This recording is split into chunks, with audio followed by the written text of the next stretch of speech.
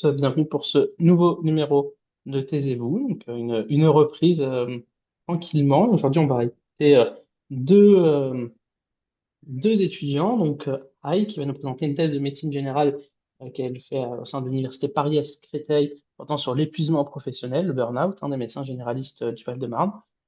J'en dis pas plus parce que je vais vous laisser la parole dans quelques instants et on écoutera juste après Param Patel, qui est interne en pharmacie, qui nous présentera son questionnaire afin de recueillir les besoins des professionnels de ville de la CPTS concernant un projet de télexpertise psychiatrique et pharmacologique.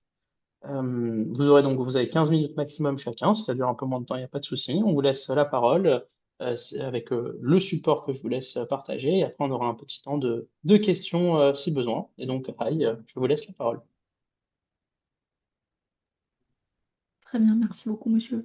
Du coup, je ne sais pas si je peux déjà commencer à partager, essayer à partager.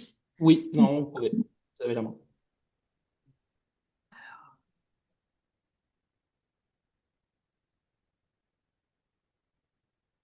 Ok. Alors, n'hésitez pas à me dire si vous voyez mon écran. Oui, c'est Et- bon. Ok. Et vous m'entendez bien aussi. Et vous voyez l'écran passe. Ok. Des diapositives aussi. Du coup, je me permets de commencer. Bonjour à toutes et à tous. Je vous remercie de votre présence aujourd'hui.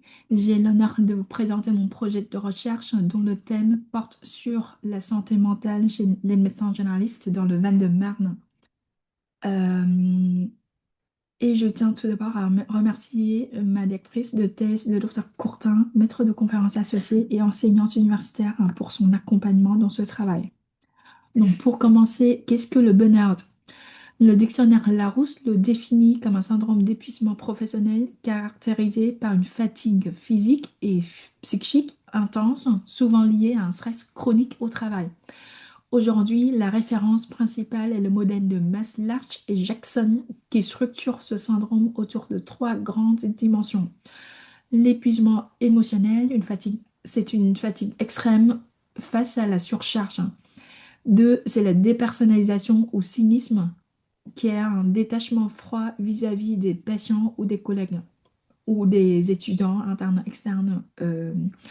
Et enfin, la réduction de l'accomplissement personnel. Il est important de noter que le burn-out n'est pas classé comme une maladie à part entière, mais est désormais reconnu par l'Organisation mondiale de la santé dans la CIM 11 comme un phénomène spécifiquement lié au travail. Non, ce syndrome est un problème santé majeur. Les études montrent que jusqu'à 50% des médecins généralistes pourraient être touchés dans le monde entier et environ 43% à l'échelle européenne. En France, à titre d'exemple, une thèse de 2016 menée dans le Gers a même révélé un taux de burn-out de 46%. Les conséquences sont graves à la fois pour les médecins et pour le patient. Pour le praticien, cela augmente le risque de maladies cardiovasculaires, des troubles musculo-squelettiques, de dépression, voire d'abus de substances. Pour le système de soins, l'épuisement a des effets néfastes sur la qualité de la prise en charge, augmentant le risque d'erreur médicale et fragilisant la démographie de nos soins primaires. Donc, c'est ici que notre territoire d'étude prend tout son sens. Donc, pourquoi le Val-de-Marne? C'est un département d'Île-de-France caractérisé par une grande diversité socio-économique, mais qui souffre d'un manque criant de médecins. Pour vous donner un ordre d'idée, selon l'ARS, en 2022, 63,1% du territoire est classé en ZIP contre seulement 13,2% à Paris. Bien que le nombre de médecins ait légèrement augmenté ces dernières années, la densité médicale, dont 125 médecins pour 100 000 habitants, reste inférieure à la moyenne nationale et très en deçà de celle de Paris. Cette faible densité entraîne inévitablement une surcharge de travail pour les praticiens en exercice du département, donc augmentant mécaniquement leur risque d'épuisement. À cette démographie médicale fragile s'ajoute une pression liée à l'évolution des patients. L'enquête nationale Paris de 2023 montre une hausse des patients atteints de maladies chroniques portée par le vieillissement de la population. Donc, la polypathologie devient courant, On est à 21% de plus de 75% cumulent déjà trois pathologies ou traitements chroniques et ce phénomène touche même 3% des 45 à 64 ans. Ces prises en charge complexes exercent une pression accrue sur l'offre de soins francilienne, particulièrement dans des territoires marqués par de fortes inégalités. Face à ces défis, le mode exercice semble jouer un rôle dans l'exposition au burn-out. La littérature suggère que les médecins salariés sont globalement moins exposés que leurs confrères libéraux. Cela s'explique par plusieurs facteurs comme des horaires plus réguliers, une décharge des tâches administratives et financières qui pèsent lourdement sur la charge mentale des libéraux et surtout un accès direct à la médecine du travail permettant un dépistage précoce des risques psychosociaux. La création de statuts salariés est d'ailleurs parfois évoquée comme une véritable mesure de prévention. Donc, à ce jour, nous manquons de données locales précises pour notre département, ce qui risque de rendre les initiatives de prévention inadaptées. C'est pourquoi notre travail de recherche s'articule autour de deux axes. Notre objectif principal est de mesurer la prévalence instantanée de l'épuisement professionnel chez les médecins généralistes du Val-de-Marne. Et notre objectif secondaire, c'est d'identifier les facteurs de risque et les facteurs protecteurs comme, contre le burn-out dans cette population de professionnels de santé. Pour répondre à ces objectifs, notre démarche s'organise en plusieurs étapes. Étape 1, la collecte des données via la diffusion d'un questionnaire en ligne. Étape 2, l'évaluation de l'impact des caractéristiques socio-démographiques et du mode d'exercice sur la santé mentale. Et étape 3, enfin, la perspective finale. Ces résultats pourraient aider à concevoir des stratégies de prévention et de soutien adaptés pour améliorer la qualité de vie professionnelle des médecins généralistes et donc réduire le risque d'épuisement professionnel. Pour mener bien à cette étude, nous avons élaboré un questionnaire anonyme et strictement confidentiel. Après une phase de test, nous avons estimé qu'il faut moins de 10 minutes pour le remplir. Donc, vous pouvez voir à l'écran notre QR code, scanne-moi, que vous pouvez flasher dès maintenant ou bien utiliser le lien upec.limsurvey.net slash burnoutmg. Je me tourne d'ailleurs aujourd'hui vers le CPTS du territoire pour solliciter votre aide précieuse dans la diffusion de ce questionnaire auprès de vos confrères et consoeurs. Je vous remercie pour votre attention et je suis maintenant à votre disposition pour éventuelles questions. Voilà. Et je mets aussi un petit numéro vert qui est un service gratuit, confidentiel et dédié aux professionnels de santé si besoin. Pas mal. Merci.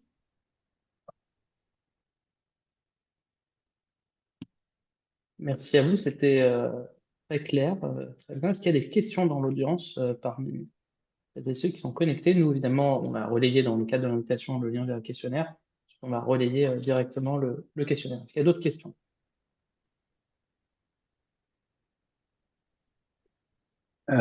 Oui, bonjour, merci beaucoup.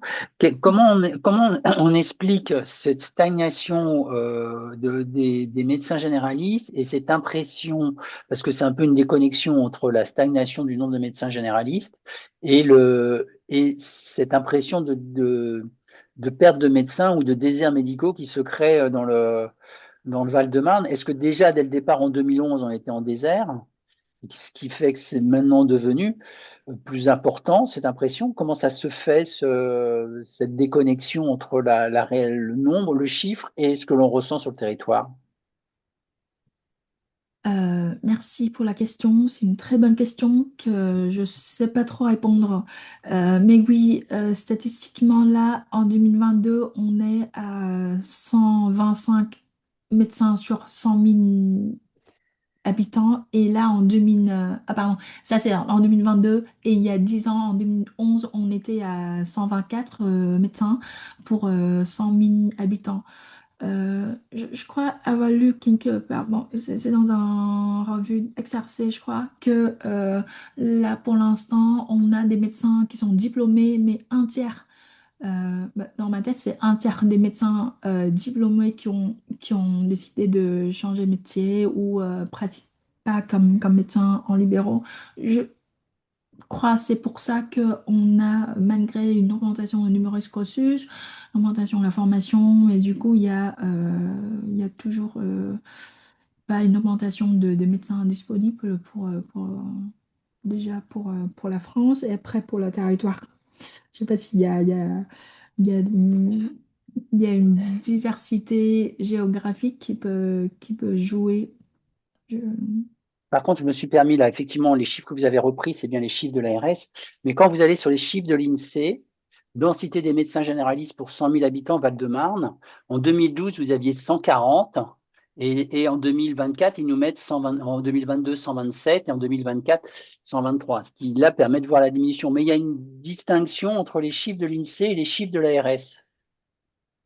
Alors c'est les chiffres que vous avez, c'est sur le Val-de-Marne ou c'est sur Oui, bien sûr, je ne me serais pas dans la amusé. région? Densité des médecins généralistes pour 100 000 habitants en Val-de-Marne. Mm. Quand on regarde le tableau INSEE, la statistique, alors après, j'ai fait rapidement, donc il y a une forme de. C'est pas les mêmes chiffres. Alors, Parce que sur le terrain, on est franchement, on voit partir les médecins. Moi, est-ce qu'il y a plus de médecins? Est-ce qu'il y a plus rien? Comme j'en avais 6 autour de la pharma, il y a une disparition énorme. mm. Donc, c'est pourquoi cette déconnexion, c'est entre les chiffres et les données terrain qui sont, est-ce qu'ils vont tous s'installer à Saint-Maur, Chennevières et que là, il y a une surpopulation? Alors, Ouais. je pense qu'il faut vous rapprocher aussi, je me permets, André Tardieu, des chiffres du Conseil de l'Ordre et bien clarifier la distinction entre les médecins libéraux installés et et les autres médecins qui sont déclarés mais qui n'exercent pas obligatoirement, soit en libéral, soit qui ont un statut mixte. Et l'autre point est, à l'heure actuelle mis en évidence, c'est le temps de travail pour Oui, les médecins. Approximativement, euh, alors, faudra avoir une vérification, mais c'est un temps de médecin correspond maintenant à 2,5 temps de médecin actuel. C'est-à-dire qu'il faut, pour remplacer un médecin, il en faut 2,5, pardon. C'est en temps de présence et d'effectif. Et d'autre part, la baisse enfin, l'augmentation de la population d'un certain âge. Et rapprochez-vous des conseils du Conseil de l'Ordre. Je ne sais pas si vous l'avez fait, pour avoir des chiffres sur l'évolution. D'accord, ok, je n'ai pas encore fait. Bon, merci beaucoup pour le conseil. Oui, moi je me permets deux questions. Alors je sais pas s'il faut faire attention un petit peu au temps. J'allais dire, et je vois Eric et je dis, vous êtes intéressé à juste titre aux professionnels de santé médecins, hein, mais il y a aussi d'autres professionnels de santé. Voilà, Ouais, il faut prendre soin de tous, me mm, semble-t-il. Ça me paraît important. Vous avez donné un numéro de téléphone, j'ai pas pu voir si c'était les structures telles que Mo ou autres, des structures, des actions qui ont été faites aussi par l'URPS. Quid de la formation médecin pour médecin? Allez-vous en parler dans votre thèse et allez-vous parler de la nouvelle certification, en particulier du critère 4, enfin du critère qui est classé ouais. en dernier sur la prise en compte des soins du médecin, sur cette nouvelle certification qui est extrêmement récente. Et mm. dernière petite question, j'ai vu quatre médecins. Vous interrogez quatre médecins? Ça, c'est les médecins d'autres départements que j'ai envoyé le questionnaire pour tester la clarté des questions et la durée qu'ils ont pris pour répondre, pour remplir le questionnaire. Et oui, avant la diffusion officielle du questionnaire, en fait. Et j'en ai eu 4 réponses. C'est des médecins d'autres départements de médecins généralistes installés en Île-de-France, mais pas dans le 94. D'accord. Mm. Donc il y a un biais de... ouais. Très bien. Bon, bonjour tout le monde. Bonjour, Madame Courtin. Marion D'accord. Courtin, Merci. je suis la directrice de thèse de AI. Oui, en fait, les 4 médecins là dont on parle, c'est pour tester le questionnaire, hein. Ça ne rentre pas dans les résultats. D'accord. C'est vraiment pour le tester avant de lancer le recueil. Bonjour. Oui, François? oui, bonjour. Y a-t-il Bonjour. un rapport entre la sélection au concours qui diminue ou qui augmente et le risque de burn-out? Là, je vois que ça a été fait une étude au niveau européen. Là, comment se fait la sélection des médecins, par exemple en Suède? Est-ce que c'est plus dur qu'en France? Et est-ce que c'est pas déjà un facteur,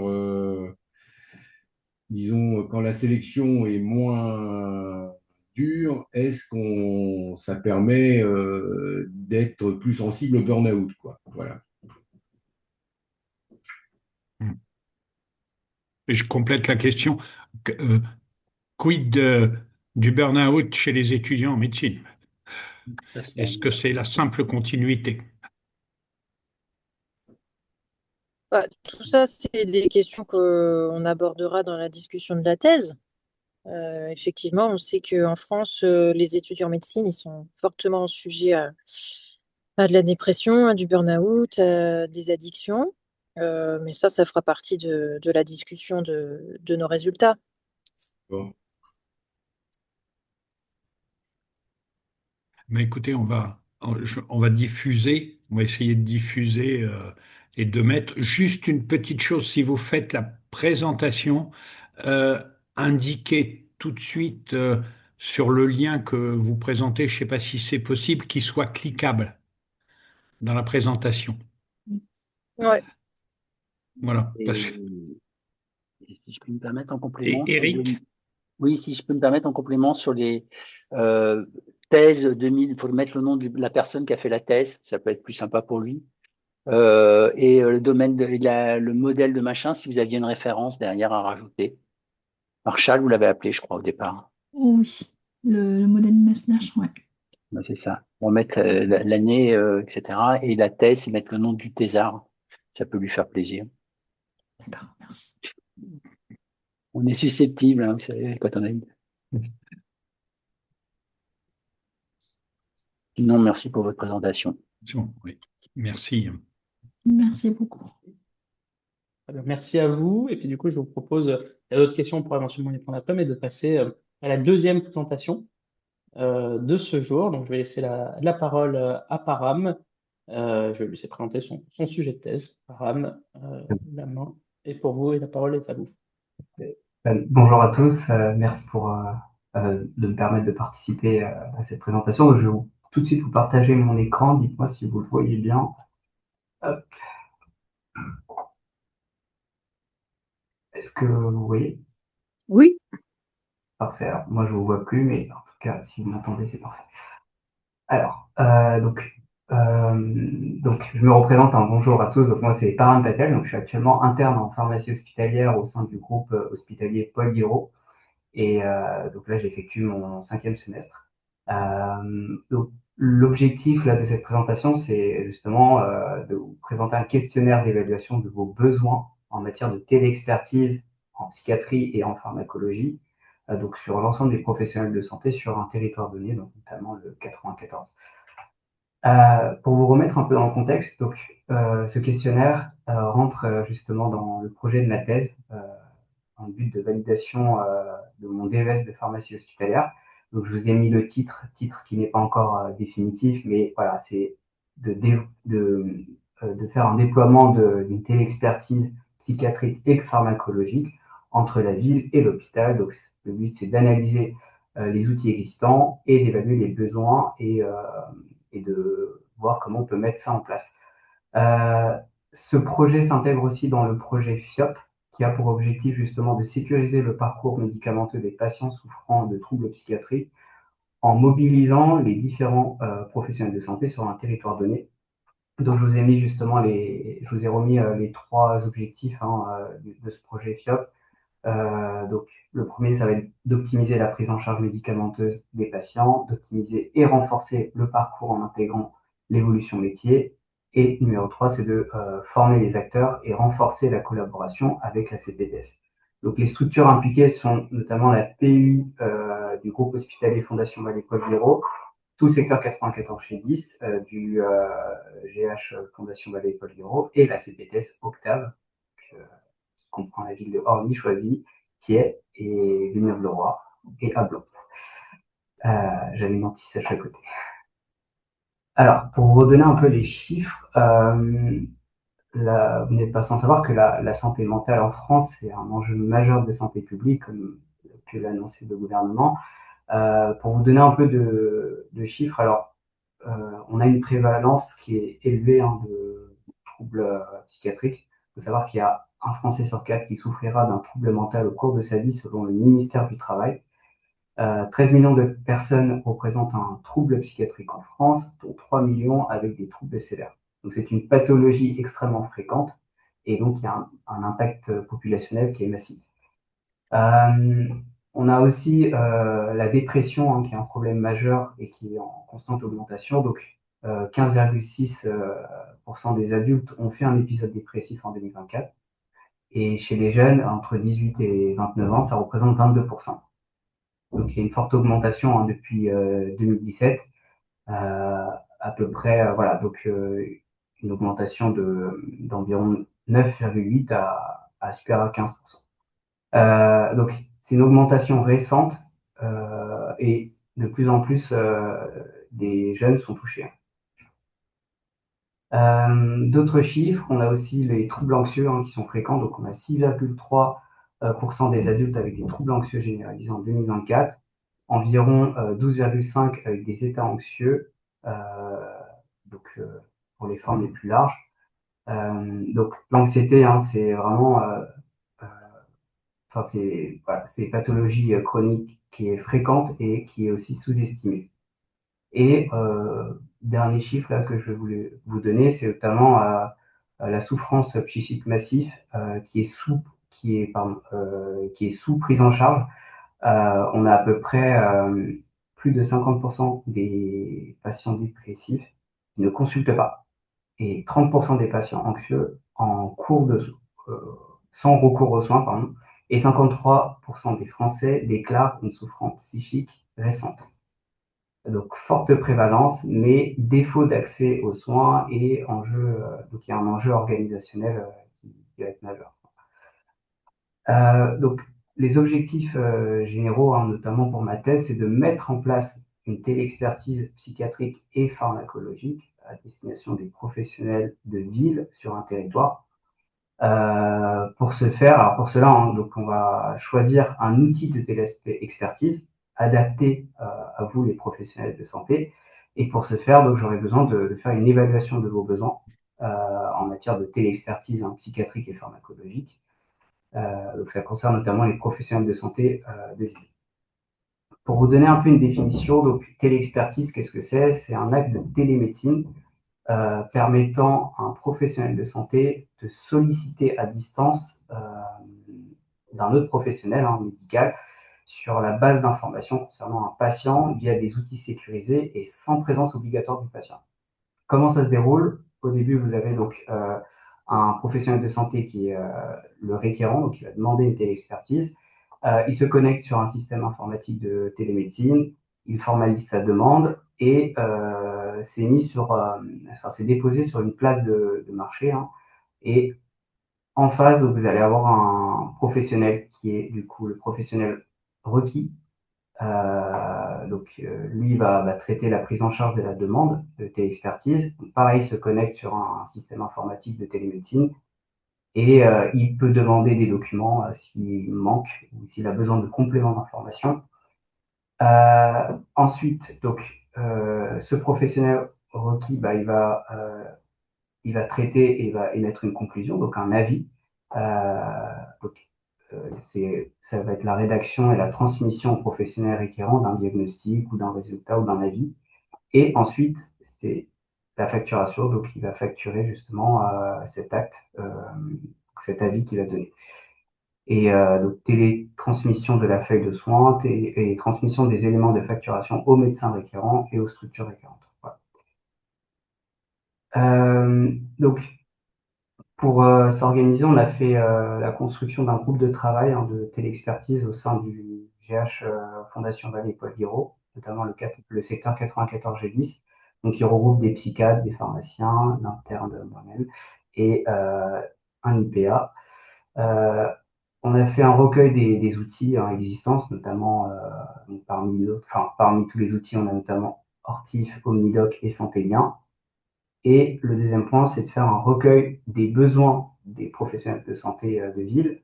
Et donc, on a fait un questionnaire sous format QCM. Donc, il y a 3 parties. La première partie, c'est de savoir qui vous êtes, donc quelle est votre profession et dans quelle structure vous exercez.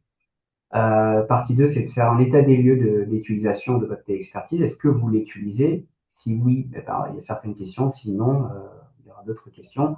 Et la partie 3, c'est quels sont vos besoins, vos attentes. Et donc ça balaye pas mal d'informations. Je vais vous montrer juste dans la diapositive d'après les questions. Ça ne dure pas plus de 5 minutes, c'est très rapide à faire. On utilise notamment l'outil Google Form. Et sachez que c'est anonyme et vous avez jusqu'à début mai. Voilà, on a fixé une date, on se dit début mai pour que vous ayez le temps d'y répondre.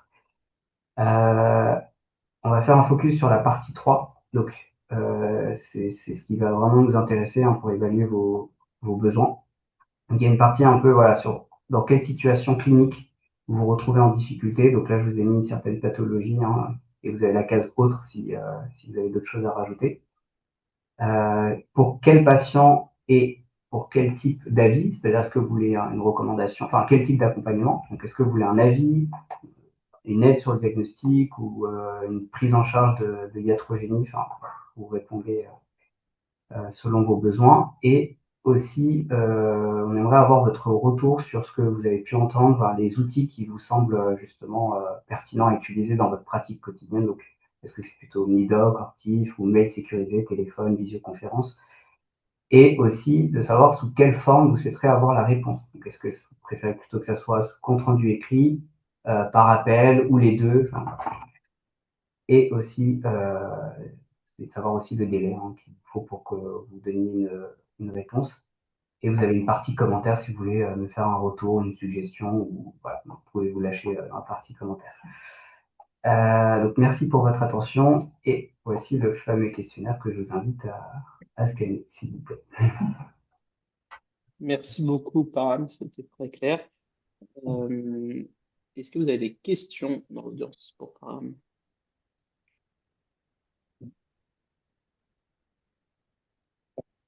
Merci pour cette présentation. C'est vrai que c'est un sujet qui, je pense, va beaucoup parler aux professionnels de la ville. Donc, si j'ai bien compris, c'est les besoins en téléexpertise sur les médicaments pour des patients qui ont des troubles psychiatriques. C'est pas pour téléexpertise pour aide au diagnostic. C'est les deux en fait. C'est pour ça qu'on a mis un peu le binôme. En fait, c'est le binôme pharmacien et psychiatre. D'accord, ok. Et donc ça peut être oui des questions sur la iatrogénie, la thérapeutique, mais aussi plutôt aide au diagnostic ou prise en charge. Donc, voilà. En fait, en fonction de la question posée, nous, on s'organisera entre nous pour répartir. Voilà, est-ce que c'est plutôt le psychiatre qui répond? Est-ce que c'est le binôme? Est-ce que c'est plutôt purement pharmaco? Voilà. Donc, pour l'instant, on balaye assez large sur le questionnaire pour voir vraiment un petit peu le besoin. Et puis après, on pourra adapter et recibler si nécessaire. Et finalement, pourquoi ne pas avoir fait des focus group ou des entretiens avec une exploration plutôt qualitative des besoins? Vis-à-vis des récurrences, c'est ça? Des professionnels de ville? Oui. Ouais. Peut-être pour une question pratique, à mon Et, sens, ça paraît plus facile de diffuser un questionnaire.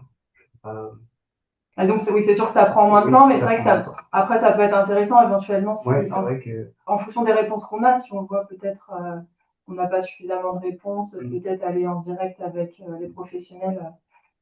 Et après, disons que peut-être aussi ça prend plus de temps, enfin, c'est peut-être le temps aussi de disponibilité des généralistes qui n'est pas forcément le même que le nôtre non plus. Donc, mais après, et effectivement, ça serait intéressant aussi d'avoir plus de détails. il y a aussi une autre réponse qui peut être donnée. Il est impératif que cette enquête-là rentre dans le cadre du FIOP, qui est très importante. Les focus, entre parenthèses, non codifiés, ont été faits avec les différentes rencontres des médecins et nous abordons, Mathilde, tu n'hésites pas à corriger, hein, la dernière ligne droite du FIOP.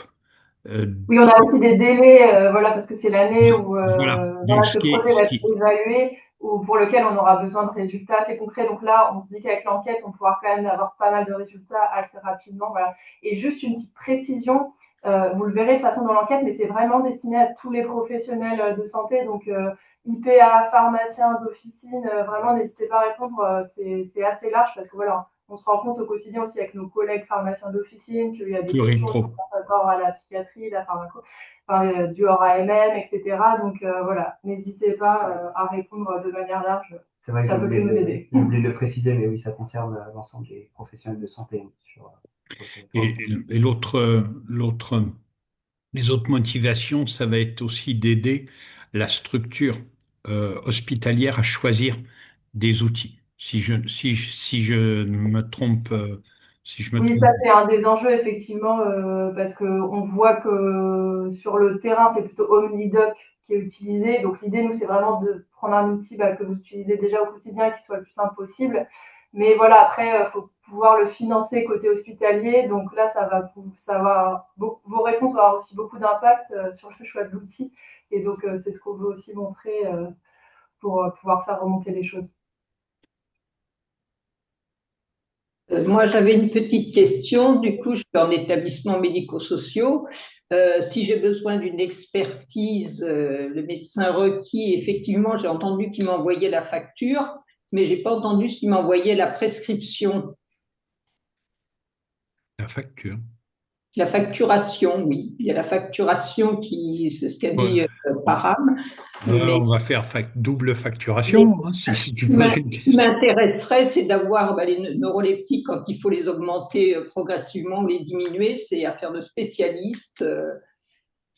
Alors en fait, du coup, là l'idée c'est de vraiment que ce soit plutôt, enfin en général, j'ai l'impression que c'est pour l'expertise, c'est un petit peu, enfin voilà, après ça dépend, je pense, des spécialités, mais l'idée c'est que ce soit quand même le généraliste qui garde, enfin ou le médecin requérant qui garde la main sur sa prise en charge. Donc c'est plutôt des sous forme d'avis, recommandations. Donc nous vous conseillons d'augmenter la risperidone à tant de milligrammes, etc. Et pas forcément sous forme d'une ordonnance. Mais ça, justement, n'hésitez pas à cocher parce qu'on a mis plusieurs catégories dans les réponses. Donc voilà, ce qui vous intéresse le plus. Nous, on imaginait plutôt voilà, sous forme d'un avis. Et après, c'est le médecin qui fait sa prescription au vu de cet avis. Voilà, je ne sais pas si ça peut vous convenir. Oui, ça m'aurait intéressé un avis aussi sur la molécule, quand une molécule ne convient pas, qu'il faut changer tout ça. Est-ce que ça Oui, fait oui, bien sûr. Oui, oui, après, de toute façon, c'est vraiment après un avis personnalisé. Donc, après, nous, il faut qu'on ait tous les éléments, bien sûr, antécédents, s'il y a déjà eu une iatrogénie sous telle ou telle molécule. Et comme ça, on peut regarder et proposer vraiment, voilà, soit la molécule adaptée, la forme galénique, la posologie, la titration, etc. Ouais, ouais. Ça, tout OK. à fait. Je reviens sur juste le point sur la facture. La facture, elle est adressée, si je ne m'abuse, à la CEPAM. Voilà. Elle n'est pas adressée à la personne qui fait la requête. Oui, oui, oui. Oui, c'est important. Tout à fait. Ben, n'hésitez pas, Ouais. Eric, Je pense que de toute façon, on va voir avec aussi Noam pour rediffuser par mail le lien, comme ça. Exactement, exactement. De la même manière que le questionnaire précédent, on va pouvoir envoyer ça à tout le monde par mail avec vraiment information. N'hésitez pas à envoyer. Et puis, voilà, comme on s'avait dit, un mail plus personnalisé dans le cadre de l'enquête, il n'y aura pas de souci. Voilà. Et puis, il y aura évidemment le replay de ce numéro. Est-ce qu'il y a d'autres questions parmi... Oui, Oui, deux questions. allez-y. Dans les modes de communication, vous n'avez pas évoqué Santé-Lien. Ça peut être intéressant de le mettre Si. pour que Regarde la diapo, je pense que. Regarde j'ai bien. pas eu l'impression d'avoir vu le mot Santé-Lien. Regarde sur le. Là, Après, mais dans les questionnaires, j'ai pas vu. Dans le t'as questionnaire, il t'as pas vu? apparaissait pas. Ah ben alors, Ah, tu vois, tu es tellement né dedans. Oui, oui, oui. Moi, je pensais que vous l'aviez mis après Omnidoc, Hortif. ouais, non, je savais bien que je l'avais pas vu. Oui, oui, ben faut le Effectivement, mettre. là, je l'ai pas remis dans la question. Parce que, alors c'est vrai, comme c'est pas un outil téléexpertise à proprement parler qui permet pas justement l'aide à la facturation, etc. Mais c'est vrai que typiquement entre pharmaciens, c'est un outil pertinent, donc je pense qu'on peut le rajouter. Ouais. Oui, Ouais, je vous propose, c'est la question. oui, oui, oui. Et l'autre question qui me vient, c'est est-ce que vous avez aussi envisagé le délai de réponse? Parce que le travail au comptoir est un travail de l'instant. Et parfois, le médecin, il est là que ce jour-là. Et donc, si on n'a pas la réponse assez rapidement, on est un peu bloqué pour un certain temps pour la réponse suivante. Donc, si on doit attendre une réponse, des fois, c'est un avis circonstancié écrit. Le patient, il a pris son ordonnance, il est allé ailleurs. Donc, est-ce que cette notion de célérité de la réponse est intégrée dans l'idée?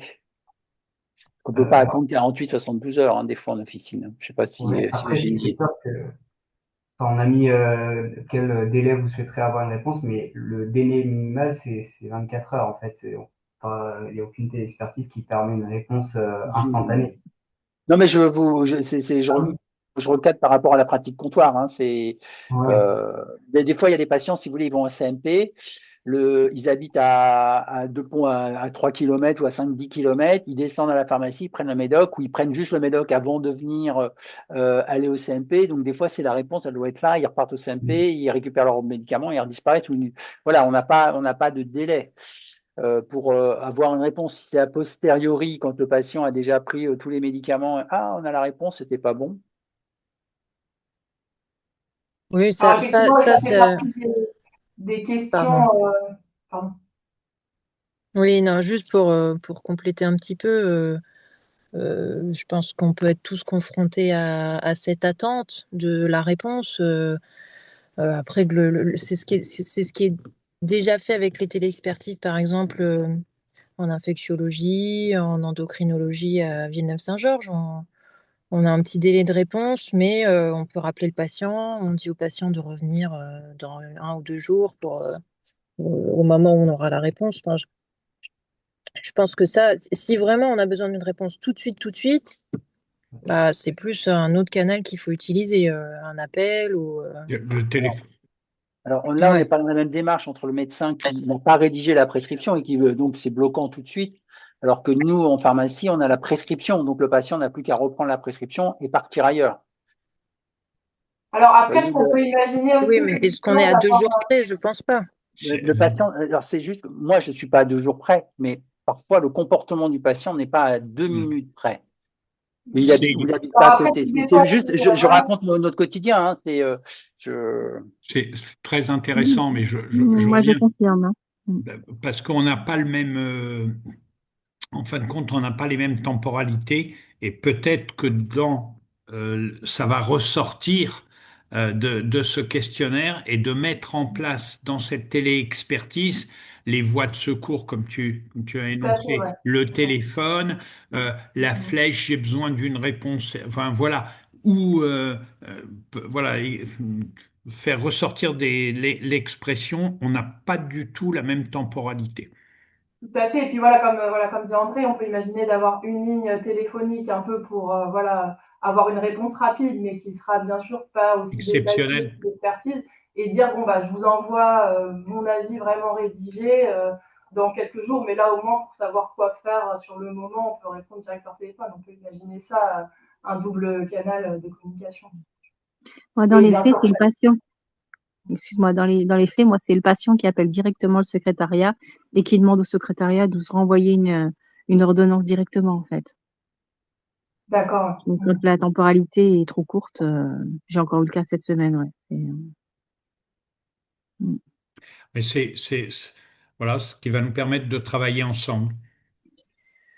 Voilà, et de connaître les contraintes de chacun. Merci en tout cas pour ces retours. C'est enrichissant. Merci à tous, effectivement, Merci. pour ces échanges. Merci, Param, pour la présentation. Merci à nouveau à Aïe pour la présentation précédente. Et donc, voilà, on enverra les liens des questionnaires. On va faire le petit replay. Et puis, merci à tous d'avoir participé. Je vous souhaite bon courage, une bonne fin de journée. Je vous dis à très bientôt pour une nouvelle session. Bon courage, Merci, César. Stéphane. Merci, Bon courage. merci à tous. Salut. Bien. Salut. Bonne journée à tous.